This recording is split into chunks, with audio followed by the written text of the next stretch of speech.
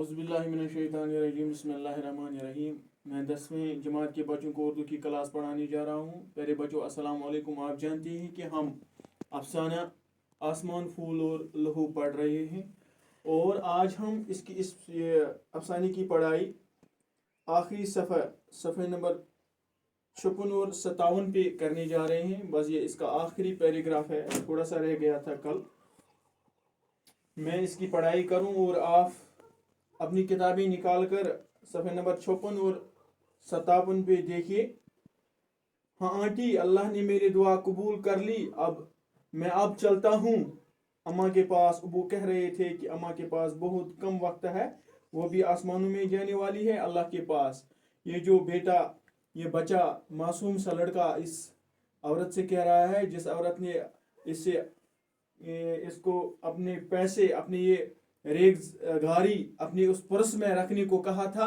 جب اس نے اب رکھ لیے اور اس نے دکاندار سے کہہ دیا کہ یہ چیزیں پیک کر لو, یہ سفید پھولوں کا گلدستہ اور یہ گڑیا یہ پیک کر لو اور کتنے پیسے بنتے ہیں, تو اس نے اس سے پیسے بھی دے دیے اور اس بچے کو, معصوم سے لڑکے کو, اپنی اس پرس سے وہ ریزگاری بھی اپنی نکال کر دے دی. تو یہ کہتا ہے یہ معصوم سا لڑکا اسے, ہاں آنٹی اللہ نے میری دعا قبول کر لی. اس نے پہلے شکایت کی تھی کہ شاید اللہ نے میری دعا نہیں سن لی ہو, تو اب کہتا ہے کہ نہیں, اللہ نے میری دعا قبول کر دی ہے, سن لی ہے. میں اب چلتا ہوں اماں کے پاس. وہ کہہ رہے تھے کہ اماں کے پاس بہت کم, میں ماں کے پاس جانے والا ہوں کیونکہ اس کے پاس بہت کم وقت ہے, وہ بھی آسمانوں میں جانے والی ہے اللہ کے پاس. میں اس سمے تک, اس وقت تک دیکھتی رہی جب تک کہ وہ میری نظروں سے اوجل نہ ہوا, غائب نہ ہوا. اوجل ہونا, غائب ہونا. جب بھی لوگوں کے ذہنوں اور دلوں میں نفرت, انتشار, بے سکون یعنی اور تشدد کی آگ بھڑکتی ہے, ظلم کی آگ بھڑکتی ہے, تو خلوص اور محبت کے پھول, یہی پھول, یہ ننھے سے پھول, یہ جل کر راکھ ہو جاتے ہیں. دو روز بعد میں اپنے لان میں بیٹی اخبار پڑھ رہی, میں اپنے صحن میں بیٹی اخبار پڑھ رہی تھی. ایک تصویر دیکھ کر میری نظریں جم کر رہی, میری نظریں دیکھ کر رک گئی. یہ تصویر ایک عورت کی تھی. یہ اس اخبار پہ جو شکل بنائی گئی تھی, یہ فوٹو جو اس اخبار پہ تھا, شکل جو تھی, تصویر جو تھی, یہ ایک عورت کی تھی, خون میں لت پت لہو کے رنگ میں ڈوبی ہوئی. اس مردہ جسم کے قریب ہی دو چیزیں صاف نظر آ رہی تھی, گڑیا اور سفید پھولوں کا گلدستہ. وہی گڑیا جو میں نے اس دکاندار سے دی تھی, اس بچے کو دی تھی, اور سفید پھولوں کا گلدستہ دیا تھا. گڑیا جیسے دلہن بننے سے پہلے ہی بیوہ ہو چکی ہے. بیوہ اس عورت کو کہتے ہیں جس کا شوہر مر گیا ہو, فوت ہو گیا ہو. یعنی یہاں پہ ان الفاظ کا معنی بھی لکھا ہے. اور سفید پھول لہو کا رنگ اپنا چکی تھی, اور سفید یہ گلدستہ جو گلدستہ میں ان سفید پھولوں کا گلدستہ تھا, ان پہ اب خون کا, لہو کا رنگ یہ چڑھ چکا تھا. تصویر کے نیچے لکھا تھا, اس فوٹو کے نیچے یہ لکھا تھا کیا, حلیمہ بی بی جو چند روز قبل اپنی بیٹی خالدہ کے ساتھ ایک شادی میں شرکت کرنے کی غرض سے سری نگر سے ورمل جا رہی تھی. سری نگر سے بارہمولہ جا رہی, ورمل یہاں پہ لکھا ہے, اور وہ جا رہی تھی اپنی اس بیٹی خالدہ کے ساتھ, بیوی حلیمہ بیوی, اور بس اسٹینڈ کے قریب ایک گرنیڈ پھٹنے سے, ہتھگولا پھٹنے کے دوران شدید زخمی ہو گئی تھی. کل رات زخموں کی تاب نہ لا کر یعنی زخموں کو برداشت نہ لا کر وہ اللہ کو پیاری وہ اب فوت ہو چکی ہے. ان کی 10 سالہ بیٹی خالدہ موقع پر ہی جاں بحق ہو گئی تھی, وہ موقع پر ہی یعنی مر چکی تھی.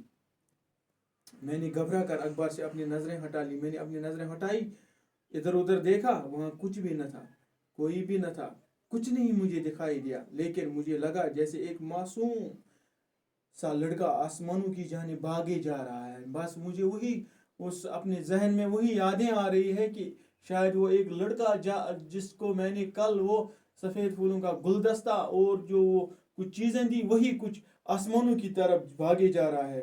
اب ہم نے اس سبق کی مکمل پڑھائی بھی کر لی ہے. اب فرہنگ پہ میں نظر دوڑاتا ہوں, ذرا آپ بھی اپنی نظریں اس پہ رکھیے. لہو, خون, سمندر, میں نے اس الفاظ بھی لکھائے, ان کے معنی بھی لکھائے. ریزگاری, خوردہ روپے کے حصے, چلچلاتی دھوپ, سخت اور تیز دھوپ, نس نس میں, رگ میں, نس کہتے ہیں رگ کو, سفید بلوریں, چمکدار, بے لوس, خالص लहजा, तर्ज कलाम, समय वक्त, ग्रेनेड, हदगोला। तवज़िहात मैंने इससे पहले भी कहा था, आसमान फूलो लो एक मुख्तसर अफसाना है। मुख्तसर अफसाना ज़िंदगी के किसी एक पहलू से ताल्लुक़ रखता है और पूरी ज़िंदगी के बजाय उसके किसी एक मखसूस गोशे कोने की झलक दिखाता है। इसमें तफसील के बजाय इख्तिसार होता है। ये इख्तिसार होता है, ये अफसाना, ये मुख्तसर अफसाना वहदत तासर मुख्तसर अफसाने का गुण माना जाता है। मुख्तसर अफसाना उस अफसाने को कहा जाता है जो कारी के जहन पर एक तासर छोड़ दे, लेकिन ये तब ही मुमकिन है जब अफसाने में दिलचस्पी का मरकज सिर्फ एक ही हो। नूर शाह का अफसाना रोजमर्रा जिंदगी से ताल्लुक रखता है। अफसाने का प्लाट उसी समाज की अक्कासी करता है जिसमें अफसाना निगार यानी नूर शाह खुद रहता है। उसकी कहानी में सच्चाई और हकीकत एक सादा मगर दिलकश तख्लीकियत के साथ बयान की गई है। इस तरह से हमने इस अफसाने की मुकम्मल पढ़ाई भी कर ली है आज, और इंशाल्लाह इसके अब जो ये सवालात रह गए हैं, ये इन सवालात को मैं आप इनको कल हम करने जा रहे हैं। आज इतना ही। खुदा हाफिज और नासिर। आप घर में रहिए, सलामत रहिए।